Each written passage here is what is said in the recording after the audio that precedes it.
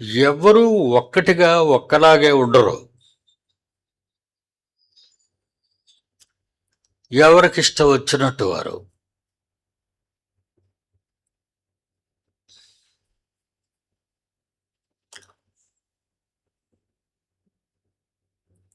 కనుక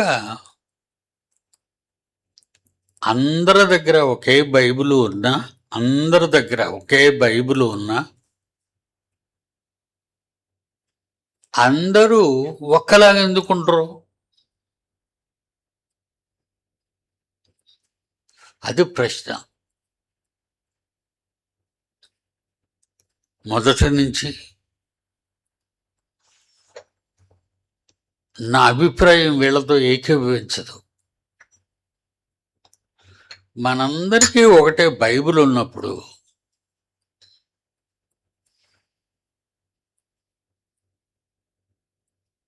మనమందరము ఒక్కటిగానే ఉండాలి తప్ప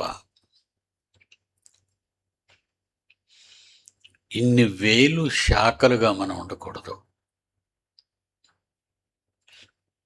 ఇప్పుడు ఒక ఎగ్జాంపుల్ చెప్తాను మీకు, వాస్తవమైనది.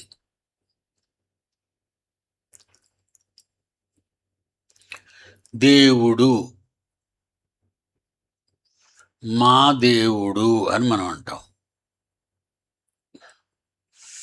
మీ దేవుడు ఎవరైనా నేను అని నేను చెప్పుకుంటాను అనుకోండి, మీరెవరు?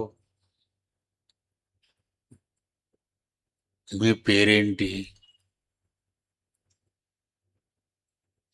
మీ ఊరేంటి? మీ తల్లిదండ్రులు ఎవరు? ఈ ప్రశ్నలన్నిటికీ మనం సమాజంలో చెప్పుకోవాలి సమాధానం. చెప్పుకుంటాం, 100% చెప్పుకుంటాం.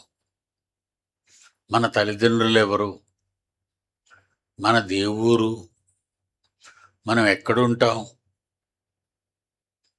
మన పేరు, అంత చెప్పుకుంటాం. మరి దేవుడు, హిందువులకి దేవుడున్నాడు, ఇస్లాం వారికి దేవుడున్నాడు, క్రైస్తవులకు దేవుడున్నారు, బుద్ధిస్టులకు దేవుడున్నాడు,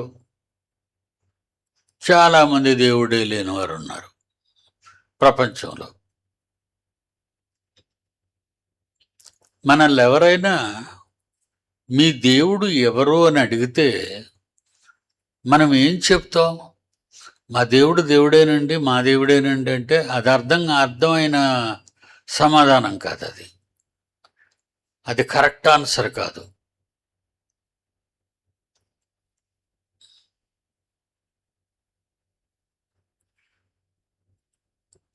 రాముడు దేవుడున్నాడు, కృష్ణుడనే పేరు గల దేవుడున్నాడు, దేవుడు అని ఉన్నాడు, పేరు లేదు.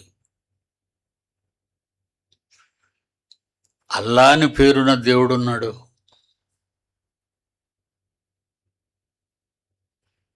ఇలా ఎన్నో పేర్లున్న దేవుళ్ళు ఉన్నారు.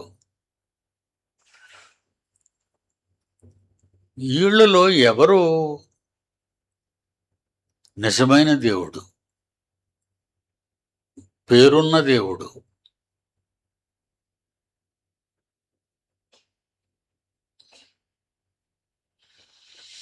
పౌలు గారు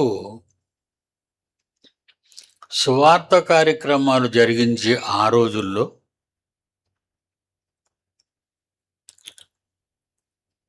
ఈ అపోస్తుల కార్యం 20వ అధ్యాయం